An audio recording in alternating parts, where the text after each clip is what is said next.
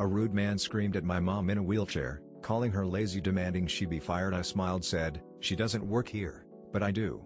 When security dragged him out, he begged to stay. I have spent a significant portion of my life working in retail, and over the years, I have accumulated a treasure trove of stories, some amusing, some frustrating, and some downright unbelievable. My experiences range from dealing with unruly customers, to navigating ridiculous corporate policies, to witnessing heartwarming acts of kindness. Today, I want to share one of the more infuriating encounters I had while working as a supervisor at a local grocery chain. At the time, my job required me to work erratic shifts, often bouncing between opening, midday, and closing shifts with little consistency. This particular grocery store was undergoing some changes in its uniform policy. Traditionally, each department had its own uniform color to differentiate employees from various sections. Deli, bakery, produce, meat, and general grocery all had distinct shirts. However, management decided to overhaul this system, opting for a universal uniform to give the store a more cohesive look. While waiting for the new uniforms to arrive,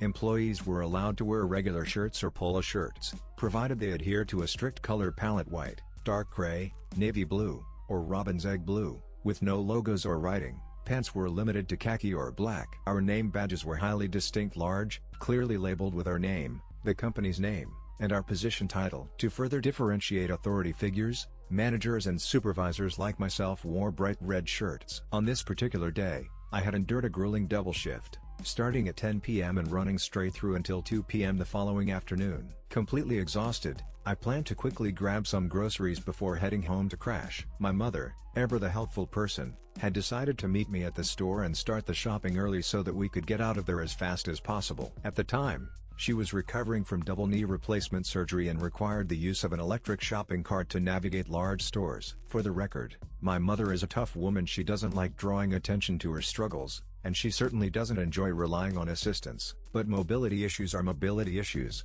and she had no choice but to use the cart. On this particular day, she was wearing a white shirt layered underneath a blue jean jacket. After clocking out, I removed my name badge and stuffed it into my pocket, ready to enjoy my brief moment of anonymity before heading home. I had wandered into another aisle, absent-mindedly browsing, when I suddenly heard the unmistakable sound of an angry customer yelling. The voice was loud, sharp, and filled with an overinflated sense of entitlement. At first, I ignored it. Retail workers get yelled at daily, but when I heard a second voice, one that was shakier and on the verge of tears, my stomach dropped. That was my mother's voice. I abandoned my cart and quickly made my way to the commotion. As I turned the corner, I saw a middle-aged man towering over my mother, his face contorted in rage. His hands were balled into fists, and his entire body was rigid with fury. My mother, who had clearly been blindsided by the altercation, was visibly shaken, tears welling in her eyes. Immediately, I stepped between them, my protective instincts kicking into high gear. "What's going on here?" I demanded,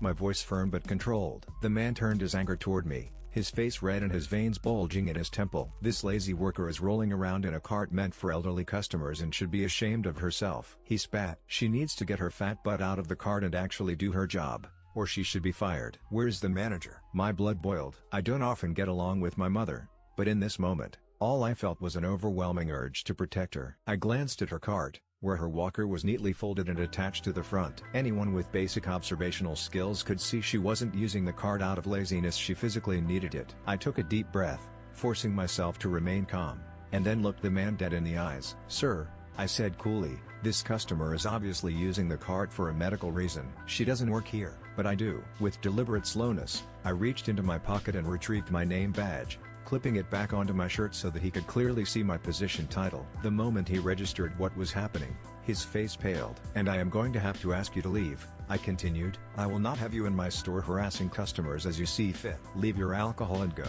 For a moment, he just stood there, his mouth opening and closing like a fish out of water. The reality of the situation was sinking in, but his ego was clearly too large to allow him to back down gracefully. Instead, he puffed out his chest and scoffed. "You can't kick me out. You're not even a manager. You're just some." Before he could finish his sentence, our undercover security team stepped in. They had been observing from a distance and had noticed my rapidly deteriorating patience. Knowing me, they could tell I was about 2 seconds away from escalating the situation myself. They moved in swiftly, flanking the man and positioning themselves between him and my mother. One of the security guards, a guy named Eric who I had worked with for years, placed a firm hand on the man's shoulder. "Sir," he said in a voice that brooked no argument, It's time for you to leave now." The man sputtered, looking between me and the security team as if trying to decide whether or not to continue his tirade. Ultimately, common sense prevailed. He let out an angry huff, threw his items down on a nearby shelf, and stormed out of the store, his face still twisted in fury. Only after he was gone did I turn back to my mother. Her hands were still trembling slightly, and I could see she was holding back tears. "Are you okay?" I asked gently. She nodded, offering me a weak smile. "I am now," she said. "Thank you." Later, I was pulled aside by my manager and reprimanded. Apparently, I had violated protocol by kicking out a customer while I was off the clock without consulting the manager on duty. It was a slap on the wrist, nothing serious. Did I care? Not in the slightest. Was it worth it? Hells, yeah, it was.